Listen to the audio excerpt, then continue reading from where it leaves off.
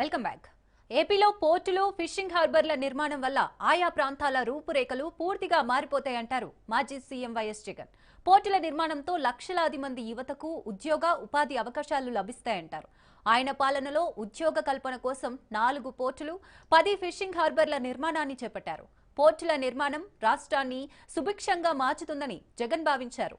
అందుకే శరవేగంగా రాష్ట్రంలో పోర్టుల నిర్మాణానికి శ్రీకారం చుట్టారు.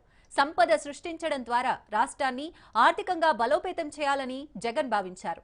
పోర్టుల నిర్మాణం ఏపీలో జరిగిన తీరుకు సంబంధించి వైఎస్ఆర్ కాంగ్రెస్ పార్టీ ఆదివారం రాత్రి 7 గంటలకు డాక్యుమెంటరీ రిలీజ్ చేస్తోంది.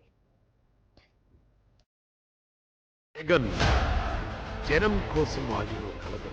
అలాంటి ఇలాంటి కలక అది ప్రతి మధ్యతరగతి కుటుంబం కష్టం తీర్చదు. సంపద సృష్టించి రాష్ట్రాన్ని ఆర్థికంగా పటిష్టం చేయాలి. సముద్రం అంటే కంటికి కనిపించేంత దూరంలో నీళ్ళే. అపార సంపదను దాచుకున్న ఈ ఆలోచనే బృహత్తర కార్యక్రమాన్ని భుజానికెత్తుకునేలా జగన్ను ముందుకు నడిపించింది. 4 పోర్టులు, 10 ఫిషింగ్ హార్బర్ల నిర్మాణానికి నడుం బిగించేలాగా జగన్ జనం కోసం ఆయువు కలగదు.